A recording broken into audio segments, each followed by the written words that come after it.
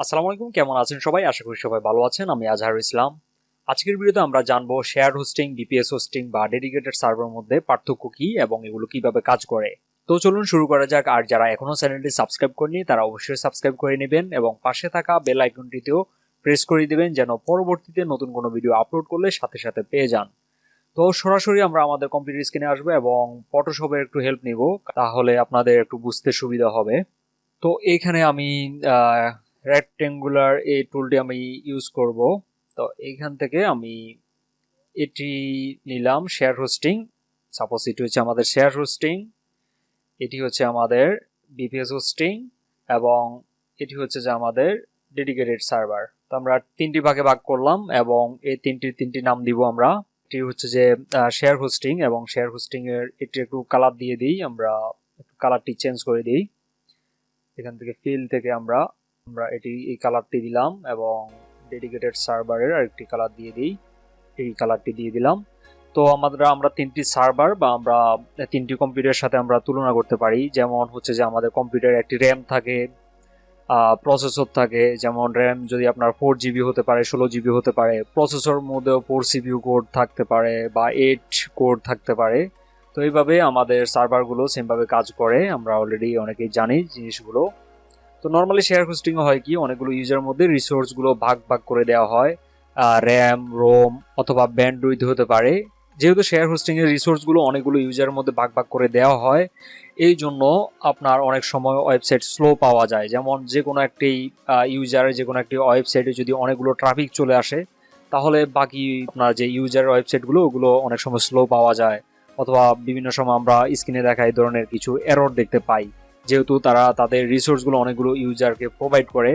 এবং আমরা যদি বিপিএস হোস্টিং বা ভার্চুয়াল প্রাইভেট সার্ভারের দিকে যদি একটু খেয়াল করি, এইখানে আমাদের একটি সার্ভারকে অনেকগুলো ভাগে তারা ভার্চুয়ালি ভাগ করে এবং ওগুলোর মধ্যে যে র্যাম, রম বা প্রসেসর থাকে ওগুলোকেও তারা ওইভাবে ভাগ করে এবং ভাগ করে যে যতটুকু নেয়।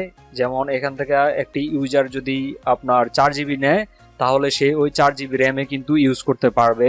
এবং সে যদি 4 কোর প্রসেসর নেয়, তাহলে 4 কোর প্রসেসরই সে একা ইউজ করতে পারবে এবং ওগুলো অন্য কোনো ইউজারের মধ্যে ভাগ করে দেওয়া হবে না। এবং এভাবেই প্রত্যেকটি ইউজার ভার্চুয়ালি তার নিজস্ব প্রাইভেট একটি সার্ভার পায় বা প্রাইভেট সার্ভারের একটি অংশ তারা অ্যাক্সেস করতে পারে বা ইউজ করতে পারে।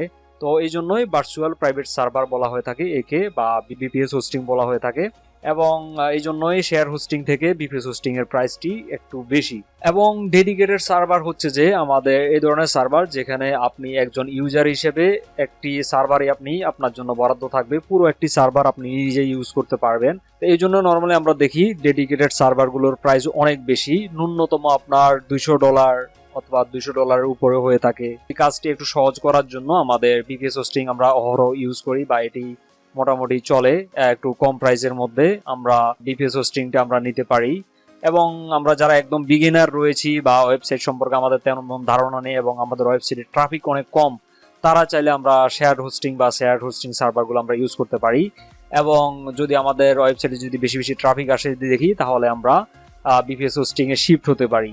এবং যদি আমাদের ওয়েবসাইটে যদি অবস্থা যদি আরো ভালো হয়, তাহলে আমরা চাইলে ডেডিকেটেড সার্ভার নিতে পারি। তো আশা করি শেয়ার হোস্টিং, বিপিএস হোস্টিং বা ডেডিকেটেড সার্ভার সম্পর্কে আপনার একটি ধারণা হলো এবং কিভাবে বিপিএস হোস্টিং আপনি নেবেন এবং ওটির মধ্যে আপনার ওয়েবসাইট সেট আপ করবেন, এটি নিয়েও সামনে ভিডিও আসবে। তো আশা করি সাথে থাকবেন এবং ভিডিওটি যদি ভালো লাগে তাহলে প্লিজ লাইক করুন, কমেন্ট করুন এবং বন্ধুদের সাথেও শেয়ার করে দিন।